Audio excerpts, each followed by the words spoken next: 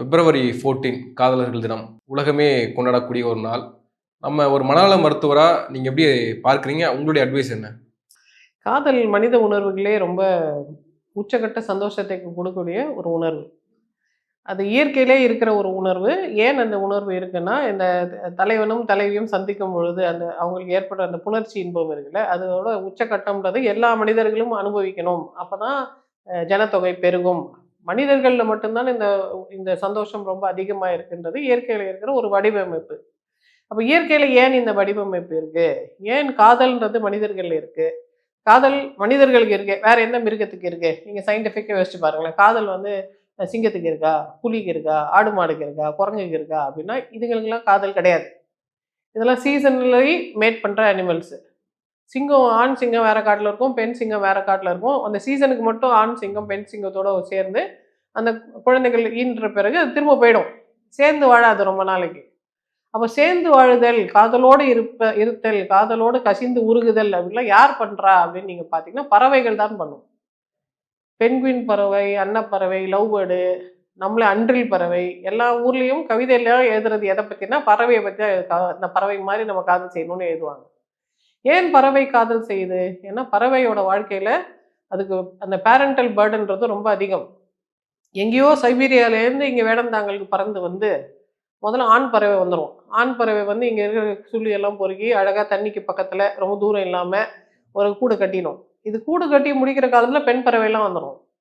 பெண் பறவை வந்தோடனே ஆண் பறவை டான்ஸ் எல்லாம் ஆடி காட்டி பாட்டெல்லாம் பாடி கூடெல்லாம் காமிச்சு பாரு நான் அவ்வளவு சூப்பரா கூடு கட்டியிருக்கேன்னு சொன்ன பிறகு பெண் இனம் சேர்ந்து முட்டையிடுது. முட்டையிட்ட பிறகு அடை காக்குது. அடை காத்த பிறகு உணவு கொண்டாந்து கொடுத்து திரும்ப ரெண்டுமே இதுவும் கொஞ்சம் உணவு கொண்டாரும், அதுவும் கொஞ்சம் உணவு கொண்டாரும். இந்த இந்த குஞ்சுகளை பொறிக்க வச்சுட்டு பறக்க சொல்லி கொடுத்துட்டு திரும்ப சைபீரியாவுக்கு போகணும்.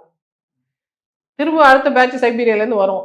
எப்போ வழி வழியா இது நடக்குது. அப்போ இந்த 2 பேரண்ட்ஸும் இன்வெஸ்டடா இருந்து தன் கூடு, தன் குடும்பம் அப்படின்னு இருந்தா மட்டுமே தான் இது பிழைக்க முடியும். அது சைபீரியாலேருந்து பறந்து வரும்போது பக்கத்துல வேற ஊருக்கு போயிடுச்சுனாலும், கூடு கட்டாம வேடிக்கை பார்த்துட்டு இருந்தாலோ, இல்ல ஏடா கூடமா கூடு கட்டினாலோ, இல்ல பெண் பறவை வந்த பிறகு அதை கவர்றதுக்கு எந்த முயற்சி எடுக்காம அது பாட்டு ஒரு ஓரமா உட்காந்துருந்தாலோ, இந்த கேம் ஆடவே முடியாது. ஒன்னொன்னும் கரெக்டா கச்சிதமா பொருந்தினால் மட்டும்தான் இந்த ஒட்டுமொத்த பெரிய படம் நமக்கு கிடைக்கும். மனிதர்களையும் அதே மாதிரிதான். ஆண் பருவம் அடைவான், அவனுக்குன்னு ஒரு வாழ்க்கை அமைச்சுப்பான், அவனுக்குன்னு பொருள் ஈட்டுவான். பெண் பருவம் அடைவாள், இவன் போய் அவளை கவருவான். 2 பேரும் அட்ராக்ஷன் ஆகும், லவ் ஃபார்ம் ஆகும், அதுக்கப்புறம் பேர் ஃபார்ம் ஆகும், அதுக்கப்புறம் அவங்க இனம் சேருவார்கள், குழந்தைகள் பிறக்கும். அதை வளர்த்து ஆளாக்குவாங்க. அப்பா அம்மானா இப்படிதான் இணக்கமா இருப்பாங்க, கலவினா அது இப்படிதான் இருக்கும். அப்பா அம்மாவை கட்டி பிடிப்பாரு, அம்மா அப்பா மடியில படுப்பாங்க அப்படிலாம் குழந்தைகள் பார்க்கும்போது நமக்கும் இந்த மாதிரி துணை சேரணும், நமக்கும் இது மாதிரி வாழ்க்கை அமையணும்னு இந்த குழந்தைகள் யோசிப்பாங்க. அப்போ வழி வழியா மனிதர்கள் 1000 காலத்து பயிரா அப்படி பயணித்துட்டே நீங்க போலாம். சொல்றத பார்த்தா காதல்ன்றது சில நெறிமுறைகளுக்குள்ள காதலுக்கு ஒரு நெறிமுறைகள் இருக்குன்னு நீங்க சொல்ற மாதிரி இருக்கு. ஆனால் காதல் கண்மூடித்தனமானது, காதலுக்கு கண் இல்ல அப்படின்னு சொல்லுவாங்கல்ல. இல்ல காதலுக்கு கண் எப்படி இல்லைன்னா இவங்க யாருன்னே தெரியாமலே காதல் வந்துடும். அந்த உருவத்தை பார்த்தோன்னே அந்த சில பேர் அந்த ஸ்மெல்லு தெரிஞ்சே அவங்களுக்கு கவர்ச்சி வந்துடும்.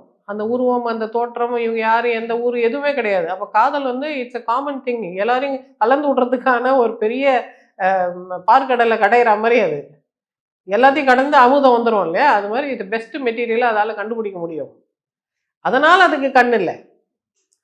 ஆனா இவங்க எப்படி சொல்றாங்கன்னா தராதரம் தெரியாம வருது, ஜாதிகள் மாறி போகுது, அதனால கண் இல்லைன்னு இவங்க சொல்றாங்க. ஏன் ஜாதி மாறி காதல் வருது? ஏன்னா கண்டிப்பா எல்லாரும் கடைசியில மனிதர்கள் தான். அண்ட் நம்ம சயின்ஸ் என்ன சொல்லுதுன்னா நமக்கு கம்ப்ளீட்லி டிஃப்ரெண்ட் டிஸ்சிமுலர் ஜீன்ஸ் ஒன்று இருக்கும்ல, அது மேலதான் நமக்கு எக்கச்சக்கமான கவர்ச்சி இருக்கும். ஏன் தமிழ்நாட்டு ஆண்களுக்கு வெள்ளை தோல் பெண்களை பிடிக்குது? இவங்க எவ்வளவு கருப்பா இருந்தாலும் பிரவுனா இருந்தாலும் வெள்ளை வெள்ளையர்னு எந்த பொண்ணு திரும்பி பார்க்குமோ இல்லையோ, ஆனா இந்த பொண்ணு இவங்க சைட் சைட் அடிச்சுட்டு இருப்பாங்க. ஏன்னா அது வேற ஜீன்ஸ். அதே மாதிரி இதுக்கு முன்னாடி இருந்த தமிழ் பெண்கள் இருக்காங்கல்ல, எல்லா ஊர் ஆண்களோடும் இவங்க சேர்ந்து குழந்தை பெற்றிருக்கிறாங்க.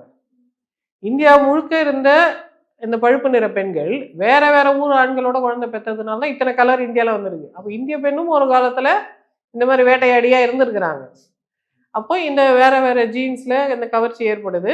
அந்த காலத்துல நம்ம இப்ப சொல்ற இந்த டிஃப்ரெண்ட் நிற மனிதர்கள் வரும்பொழுது நம்மளும் மிருகம் மாதிரி தான் இருந்தோம். அப்போ ஆண் இங்கேயே இருந்து இந்த குழந்தைகளை பார்க்கணும்னு அவசியம் இல்லை.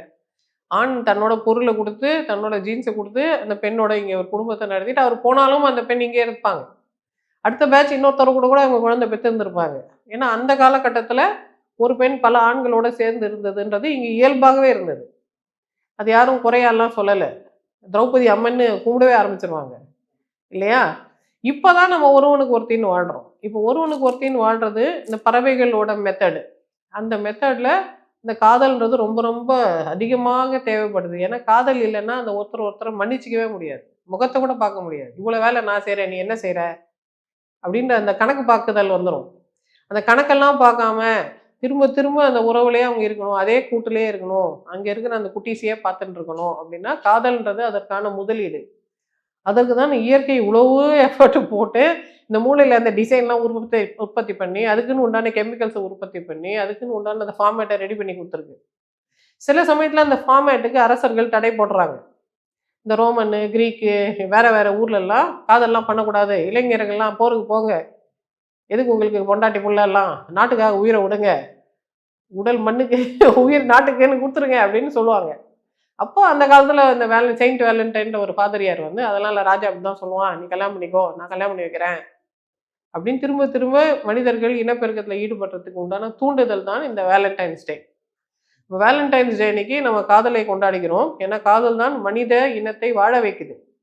காதல் இல்லைன்னா ஒரு திருமணத்துல காதல் இல்லைன்னா அந்த திருமணம் நிலைக்காது. திருமணம் நிலைக்கலைன்னா அந்த கூடு நிலைக்காது. அந்த கூடு நிலைக்கலைன்னா குழந்தைகள் உருப்பட மாட்டாங்க. அப்ப எதுவுமே தவறா நடக்கக்கூடாதுன்னா, எல்லாமே அழகா அழகா செதுக்குன மாரி கொண்டு போனோம்னா, அதுக்கு காதல் தேவை. அது வேலண்டைன் சொன்னா என்ன? நம்ம ஊர்க்காரர் சொன்னாரு. யார் சொன்னாலும் சரி காதல் தேவை. அப்ப சில சங்கிகள் என்ன சொல்லுவாங்கன்னா, சென்ட் வேலண்டைன்ஸ் டே எல்லாம் நீங்க கொண்டாடக்கூடாது கலாச்சாரத்துக்கு கேடு வந்துருச்சு அப்படின்னு சொல்லுவாங்க. வேற்று கலாச்சாரத்தெல்லாம் கொண்டு வந்து இந்தியால இறக்குமதி பண்ணக்கூடாது. நம்ம பாரம்பரிய இன்னும் சிலர் ஏஸ்தட்டிக்கா சொல்லுவாங்க. சில பேர் எப்படி சொல்லுவாங்கன்னா, அன்றைய காலகட்டத்துல வந்து மரத்துக்கடியில 2 பேரும் போய் கை புடிச்சு கண்ண பார்த்து பேசிக்கிட்டு இருந்தோம். ஆனால் இன்றையான காதல் வந்து ஜஸ்ட் செக்ஸ்ன்னு கலந்து போயிருது. பிப்ரவரி வந்து ஓயோ ரூல்ஸ் போட்டு கொண்டாடிட்டு போயிடுறாங்க. அப்படின்னு மீம்ஸ்லும் வருது பார்க்கிறோம்ல. இன்றும் எல்லாரும் காதலை பத்தி ரொம்ப ஆசை தான் படுறாங்க. அது அமையாத போது ஜஸ்ட் செக்ஸ்ன்னு இருக்கிறாங்களே தவிர, அது அமைஞ்சதுன்னா அதுதான் அவங்க ஃபர்ஸ்ட் சாய்ஸ். யாரும் எனக்கு காதல் வேணாம்லாம் சொல்ல மாட்டாங்க. அது கிடைக்கல அதனால இதை வச்சு ஒப்பேத்துறேன்னு தான் சொல்றாங்களே தவிர, மனசுல மானசீகமா எல்லாருக்கும் ஒரு ஆதர்ச காதல் வாழ்க்கை வேணும், கவித்துவமான காதல் வாழ்க்கை வேணும்ன்றது எல்லார் மனசுலயும் இருக்கிற ஒரு ஆசை. அது மறுக்கவே முடியாது. சரி இப்ப நம்ம மிஸ்டர் சங்கி பாய்ஸ்லாம் என்ன சொல்லுவாங்கன்னா, அது வெளிநாட்டுலேருந்து இறக்கப்பட்டது அப்படின்னு சொல்லுவாங்க. அப்படி கிடையாது. நம்ம ஊர்லயும் இந்திர விழா கொண்டாடிருக்கோம். நம்ம ஊர்லயும் ராஜா லீவ் எல்லாம் விட்டுருக்கிறாரு. கணவன், மனைவி, தலைவன், தலைவி போய் காவேரியில போய் நீந்திட்டு வாங்க, பாடிட்டு வாங்க, ஜாலியா இருங்க. ஒரு நாள் லீவுன்னு நம்ம ஊர்லயும் தான் குடுத்துருக்குறாங்க. அதுக்கு பேர் இந்திர விழானா. ஆனா சேம் ஃபார்மேட். தலைவன், தலைவி இன்புற்று இருக்கிறதுக்காக ஒரு நாள் ஹாலிடே. எந்த கலாச்சாரங்கள் இப்ப இருக்கோ, அந்த கலாச்சாரங்கள் இன்னும் பெருகும். வெளிநாட்டுலலாம் ஜப்பான்லலாம் அவங்க என்ன சொல்றாங்க, வீக்கெண்ட்லாம் 4 நாள் லீவ் வேணா எடுத்துக்கோங்க. இனப்பெருக்கம் பண்ணுங்க. குழந்தைகளே இல்ல. எல்லா நாளும் வேலண்டைன்ஸ்ன்னு நினச்சுக்கோங்க. நெறைய நாள் வேலண்டைன்ஸ் டே லீவ் தரோம். இப்ப என்ஜாய் பண்ணுங்கன்னு சொல்றாங்க. அப்ப சில நாடுகள் எதிர்நோக்கி இனிமே வரக்கூடிய காலத்துக்கு நம்ம என்ன பண்ணணும்? அடுத்த 50 வருஷத்துக்கு பிளானிங் பண்ற நாடுகள்ல இந்த மக்கள் வளத்தை இன்கிரீஸ் பண்றதுக்கான முயற்சிகள் செய்றாங்க. நம்ம நாட்டுல மக்கள் வளம் இப்ப இருக்கு. ஆனா குறைய ஆரம்பிச்சிருச்சு.